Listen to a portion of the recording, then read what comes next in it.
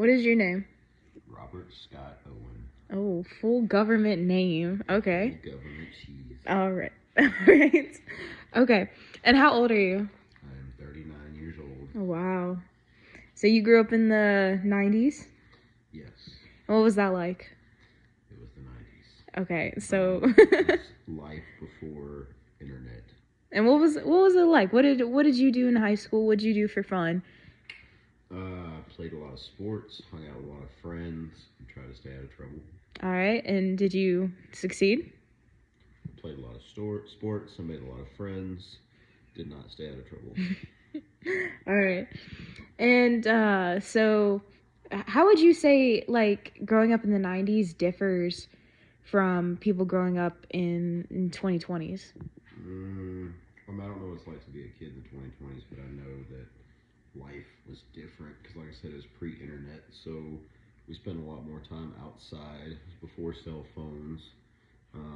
You weren't really worried about social media. You were worried about coming home before the street lights came on, so you wouldn't get in trouble.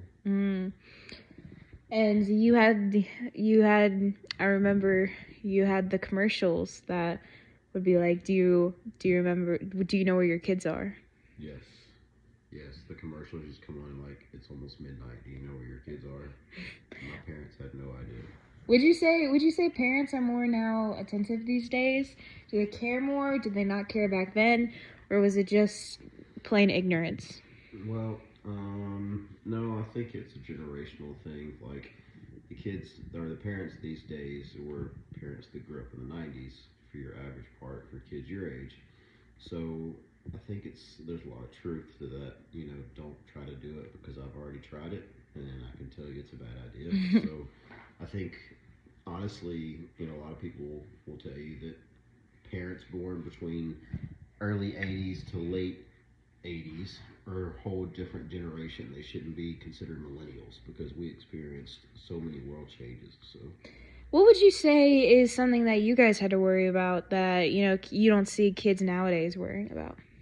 I mean, we still had to worry about stuff like gangs and, kids going missing because they were always outside playing. And it was just a little bit more different back then because now you have eyes everywhere. So if something happened or you needed something that was kind of going unnoticed more than it is now, but in today's world, you can't go anywhere without there's a camera being there. So. And when growing up, were you like a middle class family? Were you more upper? We were broke. You were broke, and what was that like with your peers in high school, and even just growing up? What was that like? How does that differ you from the other kids? I mean, honestly, the schools I went to, relatively everyone was broke. I went to school in the country, so everybody was broke for the most part, or they had modest families. I mean, parents were farmers and just kind of worked to survive. So it wasn't really like rich and poor kids. It was all pretty much we all had the same background. And so it didn't matter social status? No, not really. You had like preppy kids, you had like country kids, stuff like that. But I mean, they were all pretty much the same. Would you say that like growing up you fit in? Oh yeah. And what was that like? I was very popular. You're very popular? I was very popular at school, yes. And tell me a little bit about that. Well, I mean, the schools I went to, sports were a big thing, and I was always very good at football. So I was very popular because of that. And then, of course, I was a hottie, so there's that Oh, too. okay.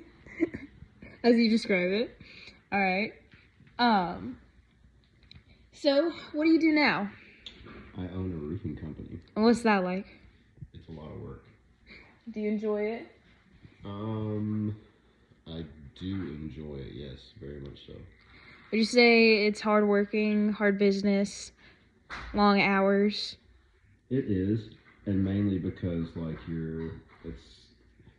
don't know, every day's a challenge because even though it's the same thing, it's always something new. So you're always learning. The industry's always changing, so you're always having to learn. So it's definitely one of those jobs where you can't become complacent because everything changes. So you can't pretend like you know everything because there's always room to learn. And so, when you were younger, did you ever expect, getting into, how would you put it, like hardworking manual kind of labor jobs? No, not really. I wanted to be a race car driver when I was a kid. That was my plan. And what made you kind of differ away from that plan? The fact that I never made as a race car driver, but in my mind I was, and I have the tickets and the high insurance premiums to prove it. Uh, speed limits are just suggestions, aren't They are they? merely suggestions. Yeah. All right. And back to your thinking back to your younger self, would you, if you met your younger self today, would you think that he would be proud of you? No, for sure, absolutely. That's good. And do you have any advice, from when you were younger, just any advice that you look back and think, wow, I could have had this easier? No, because I firmly believe that life lessons make you who you are as you're an adult. So I've made a lot of mistakes, and there's always people that say, I wish I could go back and do this differently, but honestly, if you did, you'd probably be a completely different person because those are lessons that you learned while you're learning lessons. Mm-hmm.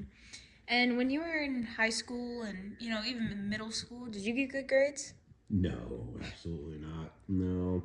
Mine was, I think you've heard of the whole No Child Left Behind act that they started years ago to where they kind of changed the grade scale, and even if you're barely getting by, they pass you to the next grade. I think they modeled the program off after me. I think they wanted to get me Well, out of. explain that a little bit. When you were in high school, how was the grading system? State test? What was it? Very much you didn't go to college, you didn't get a job. Oh yeah, you were told if you didn't go to college, you were going to be basically a bum living on the streets. But then it was also right around computers and internets and stuff like that started getting big, and it was those industries that started booming to where you can get into computers, which is always going to be a big industry because they're always changing. And then also you got to think about it too. Like when I graduated high school, it was like the peak right after 9/11. So a lot of people were joining the military at that time too. So nobody really cared what their grades were because they were either going to go to a technical school or they were going to the military. And what was that like? Do you remember those days, being threatened and the whole world being in shock? Yeah, but I mean, it was crazy. I remember sitting in class and they like wheeled the TV and we were watching all the live events on TV in high school, and it was crazy. But I mean, back then you're a kid, so you're too busy like telling your friends, "Oh, I'm gonna join the military and I'm gonna go kill terrorists," But you're not really thinking about the impact that it had back then. Mm-hmm. Yeah, so you weren't really thinking about the impact it had just when you were a kid and you were watching that on TV in class. You were just really thinking, I'm going to join the military and go kill terrorists, but you weren't thinking about how it changed the entire world. Yeah. And fast forward years, you're married, you got kids. Did you expect this life when you were younger? Who said I was married? No, I'm just kidding. No, honestly, I never wanted kids, but here we are. Really? Yes, I Really? never wanted kids growing up. I did not want kids ever, just because kids annoyed me. Oh. I had a lot of nieces and nephews and younger siblings and stuff always around, so it was kind of troublesome. But no, Mm. I wouldn't change it. And your family, did you guys get along? Was it just touch and go here and there? What do you mean? Your family, like, were you close growing up? Oh yeah, me and my brother and sisters, we were always close, just like you and your sisters and brother are. Mm. That's nice. That's nice. And so, looking back, what was probably your biggest worries when you were younger? Like, what issues that did you have when you were younger that took big problems on you that you look back and you're like thinking, wow, that was nothing compared to the things I go through now. Like grades, tests, getting a job, starting the first day of school. No, I mean I didn't really have those issues when I was younger, or those worries. I mean I was more worried about hanging out with friends and driving fast and making dumb decisions and bad grades. So I didn't really think about it, But at the same time, like, I guess it helps because I spent so much time partying and doing wild things when I was younger. The older I got, the more mellow I became. All right, now last question. Okay. Okay. What or who is your favorite singer or band, and why? Singer. Oh my gosh.